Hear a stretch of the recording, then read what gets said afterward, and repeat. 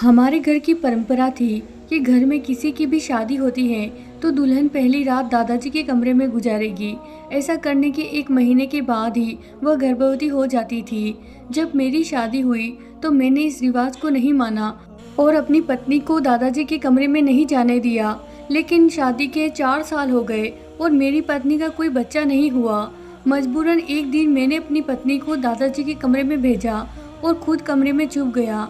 फिर मैंने कुछ ऐसा देखा कि मेरे रोंगटे खड़े हो गए थे। दादाजी मेरे लिए एक अच्छे इंसान थे, लेकिन तब तक मैं उनकी सच्चाई नहीं जानता था। हमारा खानदान तो दूसरों की बहन बेटियों की इज्जत करने के लिए जाना जाता था, लेकिन घर की औरतों के साथ ऐसा व्यवहार किया जाएगा यह मुझे नहीं मालूम था। मुझे लगता था कि मैं यह रोक लूँगा, लेकिन मैं भी मजबूर हो गया। हम एक पढ़े लिखे अच्छे खानदान से थे। घर के मालिक मेरे दादाजी थे। वह सबसे बहुत प्यार करते थे, लेकिन इन सबके साथ हमारे खानदान में एक अजीब सी परंपरा थी, और वह यह थी कि इसे सुनकर अक्सर लोग अपनी बेटी देने से इनकार कर देते थे। इसीलिए हमारे बड़ों ने अब इस परंपरा को मिटाना शुरू कर दिया। मैं बचपन से देखता आ रहा हूँ कि हमारे घर में जिस लड़के की भी शादी होती, जो भी लड़की दुल्हन बनाकर हमारे घर आती, वह पहली रात दादाजी के कमरे में ही गुजारेगी। मैंने बहुत कोशिश की कि मैं इस हकीकत को जान सकूं, लेकिन पूरे घर में कोई भी इस बात का सामना करने को तैयार ही नहीं होता था, और यह सिलसिला सालों से चलता आ रहा था। और हैरत की बात तो यह थी कि जो भी लड़की दादाजी के कमरे में रात गुजारती थी, वह एक महीने के अंदर ही गर्भवती हो जाती थी। लेकिन मुझे यह बात बहुत अजीब लगती थी। मैं 3 भाई था और भाइयों में तीसरे नंबर पर था। मेरे बड़े भाई की पत्नी के साथ भी यही किया गया था, लेकिन उन्होंने कुछ भी नहीं कहा था, जिस पर मेरी उनसे बहुत बहस हुई थी। लेकिन उन्होंने मेरे सवाल का जवाब नहीं दिया था, और अब मुझे इस चीज़ का जवाब चाहिए था, क्योंकि घर में मेरी शादी की बात चल रही थी और मैं जानता था कि मेरे साथ भी यही सब होगा। लेकिन मैं यह नहीं करना चाहता था। इसीलिए शादी के दिन मैंने अपने बड़े भाई को कह दिया कि मैं ऐसा बिल्कुल भी नहीं होने दूंगा, और अपनी पत्नी का हाथ पकड़ता हुआ अपने कमरे में चला गया। लेकिन हमारी शादी को 4 साल हो गए और अभी तक बच्चे की कोई उम्मीद ही नहीं थी। डॉक्टर के पास गए तो सभी टेस्ट सही थे। मेरे भाई मुझसे अक्सर कहते थे कि तुमने गलत किया, अब सारी ज़िंदगी बच्चे के लिए तरसोगे। लेकिन मुझे उनकी बातें सुनकर गुस्सा आ जाता था कि मैं बच्चे के लिए गलत कैसे बन जाऊं। मेरी पत्नी को भी यह परंपरा बिल्कुल पसंद नहीं थी और उसको बहुत अजीब लगता था। सिर्फ हम ही थे जिनके पास इतने साल में से बच्चे नहीं थे, और अभी दूर दूर तक कोई उम्मीद भी नहीं थी। मेरी पत्नी चिंतित हो गई थी और एक दिन उसने खुद कहा कि मुझे दादाजी के कमरे में भेज दो। तो मैं उसकी बात सुनकर गुस्से में आ गया कि मैं ऐसा नहीं कर सकता। लेकिन उसने कहा कि हम हमेशा बिना बच्चे के तो नहीं रह सकते ना, इसीलिए आपको यह तो करना ही पड़ेगा। मैं उसकी बात से बिल्कुल भी सहमत नहीं हुआ और मैंने उसे चुप करा दिया। लेकिन वक्त गुजारने के साथ साथ उसकी यह जिद बढ़ती ही जा रही थी, और कोई उम्मीद ना होने की वजह से मैं अंदर ही अंदर पागल होता जा रहा था। आखिरकार बहुत मजबूर होकर एक दिन मैंने दादाजी से कहा कि मैं आज रात अपनी पत्नी को आपके कमरे में छोड़कर आऊँगा। उन्होंने कहा कि ठीक है, और उसके बाद वह कुछ भी नहीं बोले। रात हुई तो मैंने सोच लिया कि मैं पहले ही जाकर कमरे में छुप जाऊँगा और देखूँगा कि कमरे में क्या होता है। लेकिन उस रात मेरे दोस्त का एक्सीडेंट हो गया और मुझे इमरजेंसी में हॉस्पिटल जाना पड़ा, और उस रात मेरी पत्नी दादाजी के कमरे में गई थी।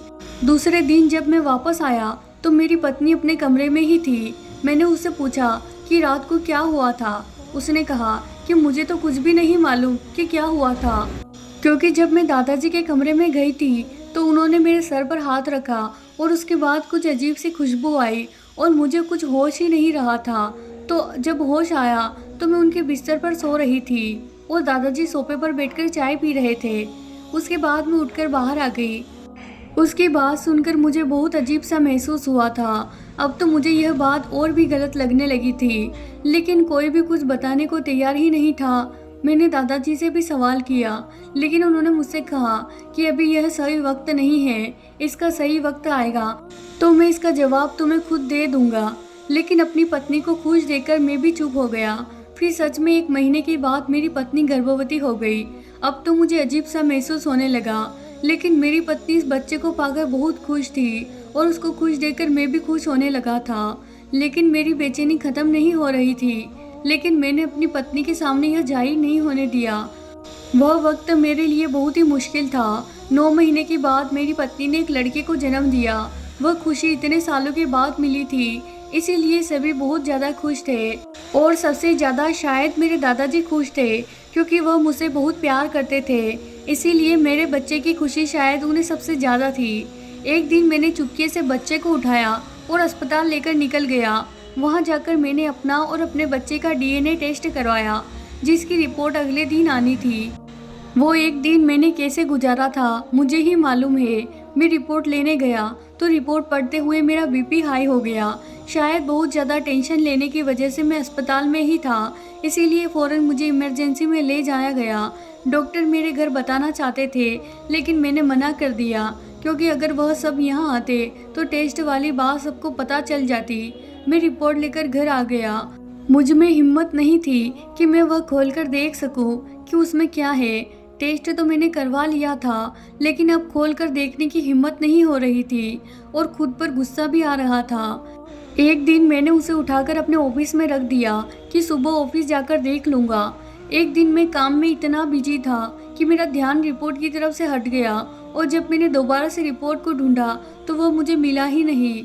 फिर मैंने अपने बच्चे को कबूल कर लिया और वक्त गुजरता गया। 3 साल गुजर गए और मेरी पत्नी एक बार फिर से गर्भवती हो गई। अब वही बात दोबारा से मेरे दिमाग में घूमने लगा, लेकिन ऐसा हो नहीं सकता था, क्योंकि मेरी पत्नी बहुत अच्छी औरत थी। कभी कोई काम मुझसे बिना पूछे नहीं करती थी। एक बार फिर से वही बात मेरे दिमाग में घूमने लगी। अब मेरा बेटा इतना बड़ा हो गया था कि मैं उसको दोबारा से ले जाकर डीएनए टेस्ट करवा सकता था। इसीलिए अपने बड़े बेटे को साथ लेकर मैं हॉस्पिटल चला गया, और इस बार मैंने इमरजेंसी के तौर पर रिपोर्ट निकलवाई और वहीं खड़े खड़े रिपोर्ट देखी। वो रिपोर्ट देखकर मुझे झटका सा लगा, क्योंकि रिपोर्ट पॉजिटिव थी, यानी वह बच्चा मेरा ही था। मेरा दिमाग झटका खाने लगा। बच्चा मेरा ही था तो 4 साल तक क्यों नहीं हुआ, और सिर्फ एक दिन दादाजी के कमरे में रहने के बाद भगवान ने मुझे बच्चा दे दिया। मैं हर वक्त यह सोच सोचकर टेंशन में रहने लगा था। खैर, यह बच्चा मेरा ही है, इसका मतलब है कि जो मैं सोच रहा हूँ वह गलत है। अगर वह गलत है तो फिर दादाजी के कमरे में रात को जाना क्यों ज़रूरी है? वहाँ ऐसा क्या होता है? यह रात जाना मेरे लिए बहुत ज़रूरी हो गया था, क्योंकि मेरा छोटा भाई अब जवान हो गया था और उसकी पत्नी के साथ फिर यही सब होना था जो मैं नहीं चाहता था। इसीलिए मुझे इस राज को जानना था, लेकिन समझ में नहीं आ रहा था कि कैसे सच्चाई का पता करूं। कुछ दिन ऐसे ही बीत गए और मेरे भाई की भी शादी आ गई। जब मैंने सोचा कि दोबारा इसके साथ यही होगा, लेकिन मुझे उस रात दादाजी के कमरे में रहना था। मुझे मालूम करना था कि दादाजी क्या करते हैं। इसीलिए शादी के दिन मैंने बहाना बनाया कि मेरा एक दोस्त बहुत बीमार है और मैं हॉस्पिटल जा रहा हूँ। लेकिन मैं पिछले दरवाजे के रास्ते दादाजी के कमरे में घुस गया। वह कमरे में नहीं थे, मैं उनके कमरे में छुप गया। अब मुझे इंतज़ार था कि कब वह लोग कमरे में आएंगे। कुछ देर बाद दादाजी कमरे में आए, लेकिन अभी मेरे भाई की पत्नी नहीं आई थी, और उसके आने तक मुझे धैर्य और शांति से इंतज़ार करना था, क्योंकि इतने सालों के राज के ऊपर से पर्दा उठने से आ रहा था। मुझे बाहर से बहस की आवाज़ आ रही थी कि यह वही बहस थी जो हर दुल्हन घर में आने के बाद करती थी, क्योंकि शादी के दिन दुल्हन अपने दूल्हे के लिए सस्ती है, और जब उसे पहली रात को ही ऐसा करने के लिए कहा जाता है तो यकीनन उसके लिए बर्दाश्त से बाहर होता है। और यह ड्रामा मैं कई सालों से देखता आ रहा था, और आखिरकार वही हुआ जो हम सबके साथ हुआ था। थोड़ी देर बाद ही दुल्हन कमरे में आ गई। दुल्हन जैसे ही कमरे में आई, दादाजी उठकर वॉशरूम चले गए। मुझे दुल्हन को देखकर उस पर बहुत तरस आ रहा था। वह घबराई हुई थी।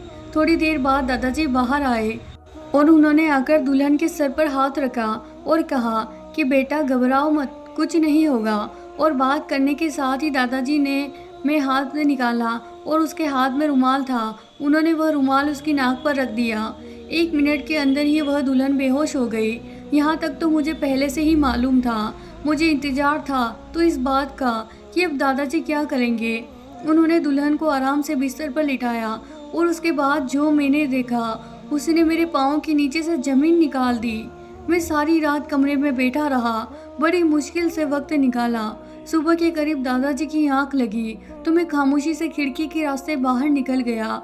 लेकिन जो कुछ मैंने देखा उसके बाद दादाजी से सवाल करना तो बनता था, लेकिन मुझे यह डर था कि अगर मैं दादाजी से सवाल किया तो उन्हें मालूम हो जाएगा कि मुझे उनका राज मालूम हो गया है। लेकिन मैं सोचता हूँ कि ऐसी क्या बात थी कि दादाजी को यह सब करना पड़ा। और मैंने बहुत बार बातों ही बातों में उनसे पूछने की भी कोशिश की, लेकिन हमेशा दादाजी की बात को टाल देते थे। इस बार दुल्हन 2 महीने बाद भी प्रेग्नेंट नहीं हुई। अब तो सब लोग परेशान थे कि ऐसा क्या हो गया, लेकिन सभी ने इंतजार किया कि भगवान की ही तरफ से देर हो सकती है।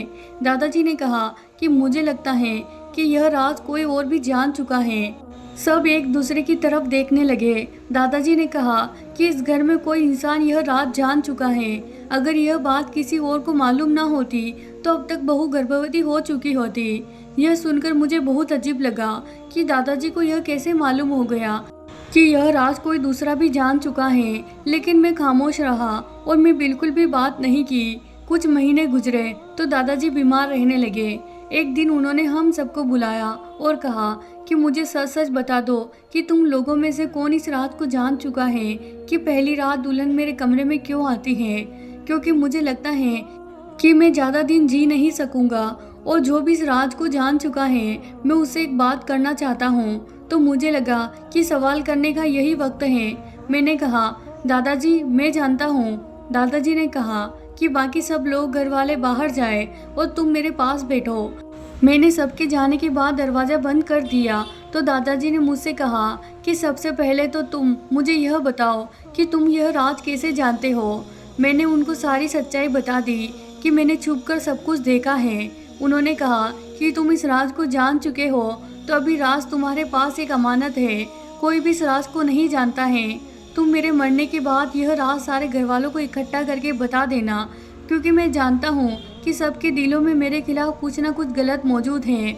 लेकिन मेरे जाने के बाद मैं चाहता हूँ कि सबके दिल साफ हो जाएं। मैंने दादाजी से कहा कि आप मुझे पूरी बात बताइए ताकि मैं सारे घर वालों को जवाब दे सकूँ। उन्होंने कहा कि सबको यही लगता है कि मैं कुछ गलत करता हूँ, मगर ऐसा नहीं है। हकीकत यह है कि बहुत पहले मेरे समय में दादाजी के ज़माने में जो जादू टोना और यह सारी चीज़ बहुत ज़्यादा हुआ करती थी। हमारे खानदान में कोई भी औरत ब्याह कर आती थी तो उसे जादू के जरिए से औलाद बांध दी जाती थी कि कभी भी इस खानदान में औलाद नहीं हो सकती। एक बुजुर्ग ने इस जादू का तोड़ दिया था और उन्होंने कहा था कि 7 पीढ़ी तक आपको यह काम करना ही पड़ेगा। और वह यह काम है कि घर में शादी होकर जो भी दुल्हन आएगी उसे घर का जो भी बड़ा होगा वह उसको एक रात उसके पास रखेगा और वह कुछ मंत्र पढ़ेगा जो कि उस बुजुर्ग ने बताए थे। और यह मंत्र किसी दूसरे आदमी को मालूम नहीं होने चाहिए। इसीलिए जो भी दुल्हन आती है उसे बेहोश कर दिया जाता है और उस मंत्र को पढ़कर उसके शरीर के हिस्सों में काला धागा बांधा जाता है। यह काम 7 पीढ़ियों से चलता आ रहा है। मुझसे पहले मेरे दादाजी और उससे भी पहले उनके दादाजी भी यह सब किया करते थे। लेकिन अब तुम लोग लास्ट पीढ़ी हो। तुम लोगों के बाद यह काम नहीं करना पड़ेगा। मेरे जाने के बाद मेरा राज सबको बता देना, जिससे कि सबके दिलों में मेरे लिए शक खत्म हो जाए। मैं दादाजी की बात सुनकर खामोश रह गया और मैंने दादाजी से वादा किया कि उनका यह राज उनके जाने के बाद मैं सबको बता दूंगा। और दादाजी के जाने के बाद अगले ही दिन मैंने सबको एक साथ बैठकर वह राज सबको बता दिया। दादाजी के कमरे से सारी जड़ी बूटी निकालकर बहते हुए पानी में बहा दिया। इस तरह 7 पीढ़ी पहले होने वाले एक जादू से हम सबकी जान छूट गई।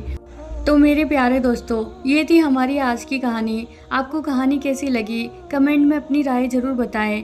कहानी पसंद आई हो तो इसे लाइक करें। दोस्तों, आपने अभी तक हमारे चैनल को सब्सक्राइब नहीं किया है तो हमारे चैनल को ज़रूर सब्सक्राइब कर लीजिए। साथ ही बेल आइकन को प्रेस कर दें ताकि हमारे आने वाली वीडियो सबसे पहले आप तक पहुँचे। धन्यवाद दोस्तों कहानी सुनने के लिए।